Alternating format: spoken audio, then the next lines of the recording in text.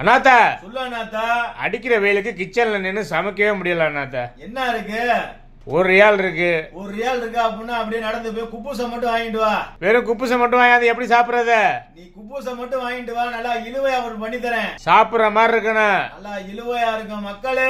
Video பாட்டு நீங்களும் செஞ்சு சாப்பிடுங்க மக்களே. 1/2 கிலோ பாவக்காய், 2 உருளைக்கிழங்கு. பாவக்காய் இந்த மாதிரி ஸ்லைஸா கட் பண்ணிக்கங்க. உருளைக்கிழங்க நீட்ட வாக்கில் கட் பண்ணி 2 மணி நேரம் கழுவி தேவையான உப்பு போட்டு நல்லா குலுக்கி வச்சிருங்க.